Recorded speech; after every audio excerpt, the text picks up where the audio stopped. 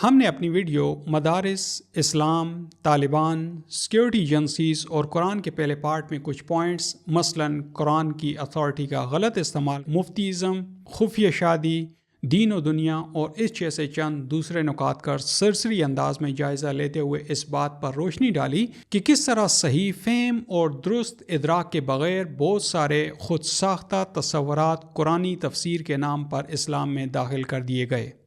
اس video میں نے کہا تھا کہ جو سوالات میں یہاں چھوڑ کر جا رہا ہوں اپنے آنے والی ویڈیوز میں ان کے جوابات دوں گا۔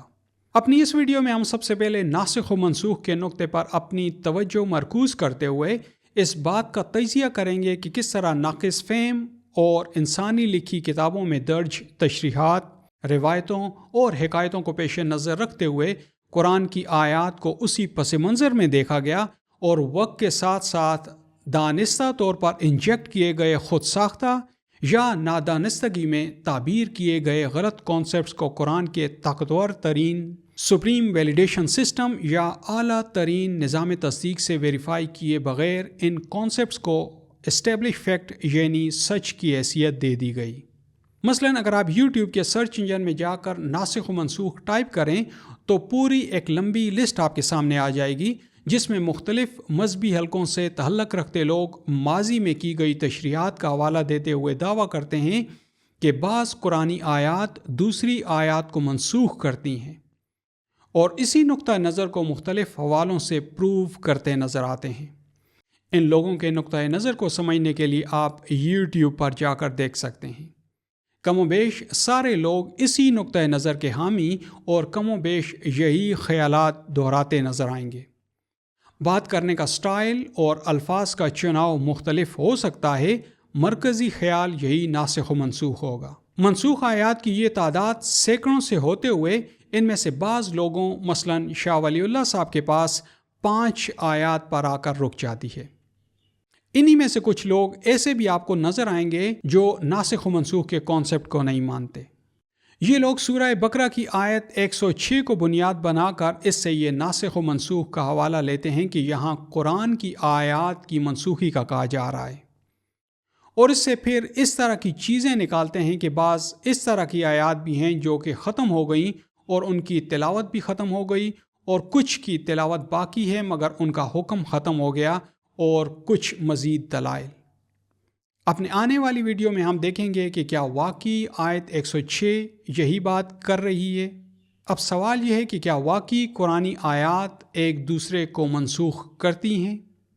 اس ویڈیو میں ہم سورہ نساء کی آیت 11 اور سورہ البقرہ کی آیت 180 کو دیکھیں گے اور دیکھیں گے کہ کیا واقعی سورہ نساء کی آیت 11 سورہ البقرہ کی آیت 180 کو منسوخ یا ریپیل کرتی ہے، جہاں موت کے قریب پہنچنے پر ایک شخص پر اپنے پیچھے رہنے والے معلومات کے لیے قانونی وصیت لکھنے کا قانونی تقاضا کیا گیا ہے۔ یعنی کیا واقعی سورہ نساء کی آیت 11 اس سلسلے میں سورہ البقرہ کی آیت 180 میں کی گئی پہلی قانون سازی کو ریورس،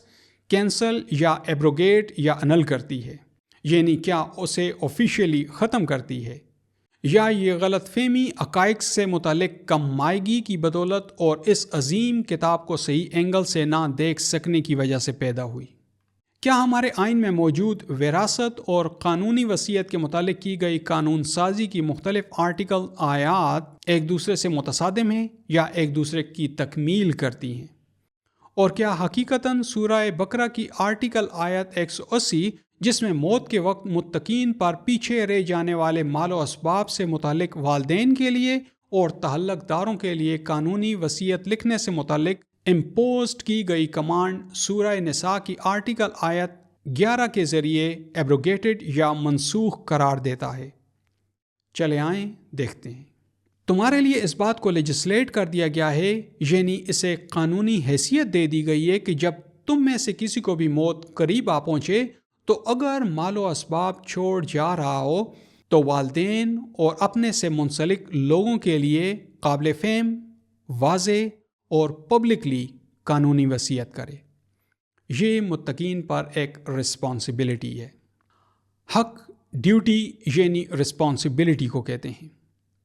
اگر آپ کسی بھی ملک کا آئین دیکھیں تو وہاں ایک سٹیزن یعنی ایک شہری کے لیے کچھ رائٹس یعنی حقوق اور کچھ رسپانسبلٹیز یعنی فرائض یا ڈیوٹیز ہوتی ہیں۔ ہمارا آئین ان ساری چیزوں کو پوری طرح لیجسلیٹ کرتا ہے۔ یہاں ایک اسلامک اسٹیٹ کا آئین اپنے سٹیزن کے لیے اس کی رسپانسبلٹی کو ڈیفائن کر رہا، یعنی کلیئر ڈائریکشن ایشو کرتے ہوئے اسے اس بات کے لیے لیگلی باؤنڈ کر رہا ہے، یعنی قانونی طور پر اس کا پابند کر رہا ہے۔ اب یہ کلیم کرتے ہیں کہ سورہ نساء کی آیت 11 یوصیکم اللہ سورہ البقرہ کی آیت 180 کو منسوخ کرتی ہے۔ کسی بھی ملک کا آئین ان لوگوں کو کچھ بنیادی نوعیت کی چیزوں کے بارے میں ڈکٹیٹ کرتا ہے۔ ہمارا قانون ساز بھی یہی کر رہا ہے، اور آپ دیکھیں گے کہ یہ قانون سازی 100% کامن سینس پر مبنی ہے۔ لیگل اتھارٹی میں تمہیں اللہ تمہاری اولاد کے سلسلے میں اس بات کی ڈکٹیشن دیتا ہے، یعنی اللہ تمہیں تمہاری اولاد کے سلسلے میں لیگل اتھارٹی میں آرڈین کرتا ہے۔ یہ قانون کی زبان میں کی گئی لیجسلیشن ہے۔ اس کے آگے مختلف حصے دیے گئے ہیں، جس کے بعد آتا ہے کہ کی گئی یہ قانون سازی اس لیگل ول یعنی اس قانونی وصیت کے بعد ٹیک پلیس ہوگی، یعنی عمل میں آئے گی، جو کہ اس لیگل آنر نے اس سلسلے میں ڈٹرمن کر رکھی ہوگی، یا دین یعنی کسی قسم کا بھی قرض یا چارجز جو اس پر اپلائی ہو رہے ہوں گے اس کے بعد۔ اگر آپ اس کو صحیح سے دیکھ سکیں تو یہ بات آپ کو کلیئر کٹ نظر آئے گی کہ یہ جو چیز کہی جا رہی ہے اس میں اس شخص کی گئی قانونی وصیت کو چیلنج نہیں کیا جا رہا، یا اس کے اس رائٹ کو فورفیٹ یا ختم نہیں کیا جا رہا، بلکہ یہ کہا جا رہا ہے کہ یہ آرڈر اس لیگل ول کے بعد ایفیکٹ لے گا جو کہ اس لیگل آنر نے اس سلسلے میں ڈٹرمن کر رکھی ہوگی۔ یہ قرآن میں موجود کتاب یعنی آئین میں موجود دین یعنی سسٹم کی متعین کردہ ڈیفالٹ ویلیوز ہیں، جو ایک شخص کی اچانک موت یا اس کی موت کے بعد اس کو اچانک سے ملنے والے یا اس کے نام پر ظاہر ہونے والے ان اثاثیات کو اسائن ہو جائیں گی جو قانونی وصیت سے رہ جائیں یا اس سے بڑھ جائیں۔ اگر آئین میں دیے گئے اس آرٹیکل یا اس شق کو آپ غور سے دیکھ سکیں تو آپ کو نظر آئے گا کہ آئین میں کی گئی قانون سازی ایک شخص کی ناگہانی موت یا ڈاکیومنٹ کی گئی وصیت کے بعد بڑھ جانے والے یا اچانک سے اس کے نام ظاہر ہو جانے والے ہر قسم کے اثاثیات میں اس کے متعلقین کے شیئرز یا دوسرے الفاظ میں اثاثیات کے متعلق ڈیفالٹ ویلیوز ڈٹرمن یا متعین کر رہی ہے، جو قانونی وصیت کی عدم موجودگی میں بائی ڈیفالٹ اسائن ہو جائیں گی۔ آپ آئین میں اس ڈیفالٹ ویلیو کو نکال دیں اور دیکھیں کہ کسی شخص کے مرنے کے بعد اس کی کسی طرح کی پراپرٹی یا اس کی گئی کسی انویسٹمنٹ کے اچانک سے سامنے آ جانے پر جو اس کی وصیت میں رہ گئی تھی کی صورت میں اس کے رشتوں کے درمیان کس طرح کا منظر ڈیولپ ہوگا۔ اس کے برخلاف اگر سورہ بقرہ کی آرٹیکل آیت 180 کو آئین سے ختم کر دیا جائے تو اپنی ہی پراپرٹی کے ساتھ ایک شخص کا آئینی حق ختم ہو جاتا ہے۔ اس صورت میں ایک شخص کی طرف سے رفاع عامہ یا پبلک ویلفیئر کے کام کے لیے اپنی ہی جائیداد میں سے مختص کیا گیا ایک حصہ اس کی موت کی صورت میں وہاں دیا جانا اللیگل ہو جائے گا۔ یہ زیادتی اور حق تلفی نہیں ہوگی؟ اگر آئین میں اس آرٹیکل یعنی آیت کو انفیکٹو یعنی منسوخ یا بے اثر کر دیا جائے جو کسی صورت میں ہو بھی نہیں سکتی، تو کیا ایک انسان سے اپنی ہی جائیداد میں وصیت کرنے کا حق چھین لینا انصاف ہوگا؟ آپ دیکھیں گے کہ ہمارے ملک پاکستان میں ہمارے اصل آئین یعنی قرآن کے صرف اس قانون کی عدم موجودگی کی وجہ سے لوگ پریشانی کا شکار نظر آئیں گے، جبکہ اس کے مقابلے میں جن ممالک میں وصیت کا قانون موجود ہے وہاں اس ضمن میں مسائل کی تعداد نہ ہونے کے برابر نظر آئے گی۔ ان لوگوں نے ان آیات کو غلط سمجھا اور بیرونی ذرائع کا حوالہ دیتے ہوئے اور غیر قرآنی نظریات کو ملا کر اپنے دعووں کو ثابت کیا ہے۔ اس کی وجہ سے ایک آیت کے دوسری آیت کے ساتھ باہم متصادم ہونے کا غلط تصور پیدا ہوا ہے۔ یہ دونوں آرٹیکل آیات کس طرح ایک دوسرے سے کلیش میں ہیں، اور کس طرح سورہ نساء کی آرٹیکل آیت 11 سورہ بقرہ کی آیت 180 کو اوور رول، انل، ایبریگیٹ، کینسل یا منسوخ کرتی ہے،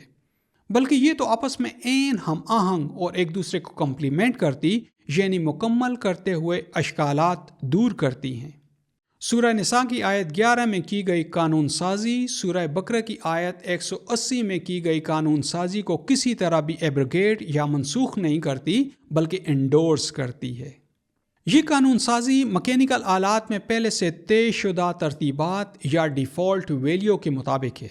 جس کا مقصد اسموتھ فلو یعنی ہمواری کو یقینی بنانا ہے، صارف کے کام یا انتخاب کو محدود کرنا نہیں۔ یہ قانون سازی مکینیکل ڈیوائسز کے مخصوص ایسپیکٹس میں سیٹ کی گئی ان ڈیفالٹ ویلیوز کی طرح ہے جن کی عدم موجودگی آپ کو اس چیز کا فل کنٹرول لینے سے محروم کر دیتی ہے،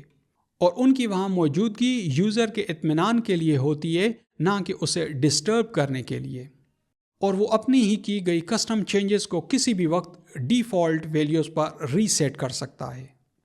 یہ آپ کو اس بات کا بھی اختیار دیتی ہے کہ زیادہ یوز ہونے والے یا زیادہ سرو کرنے والے ایپ یا ایپس کی طرح ان کی سپیس بڑھا، اور نہ یوز ہونے والے یا نہ سرو کرنے والے ایپ یا ایپس کی طرح ان کی سپیس یا اسائن ویلیو گھٹا بھی سکتے ہیں، لیکن یہ کام بالمعروف ہوگا، جس کا دوسرے لیول پر مطلب ہوگا فیئر، یعنی انتہائی ذمہ دارانہ انداز میں۔ اگر ان کا ناسخ و منسوخ بیانیہ درست ہے تو اس صورت میں کسی قسم کی بھی وصیت کرنا یا طے کر دی گئی ان ویلیوز کے علاوہ کوئی بھی ویلیو ان کے اندر پٹ کرنا اس آئین کی روح سے اللیگل ہے۔ آپ دیکھیں گے کہ یہ بات پریکٹیکل ورلڈ اور ہیومن نیچر یعنی انسانی فطرت کے خلاف محسوس ہوگی، جبکہ قرآن کہتا ہے کہ ہم کسی کے بھی رائٹس کو پامال نہیں کرتے ہیں۔ اور ہاں، ان لوگوں کے ناسخ و منسوخ بیانیے کے مطابق یہ آیت منسوخ ہے، مگر فوت ہو گئے شخص کی طرف سے مدارس اور مساجد کے لیے عطیہ کی گئی رقم یا جائیداد بالکل ٹھیک ہے۔ کیا یہ کھلا تضاد نہیں؟ کی گئی قانون سازی سے چند اور نکات بھی میں آپ کے سامنے بیان کرتا، مگر وہ کسی اور وقت۔ آپ کا بہت بہت شکریہ۔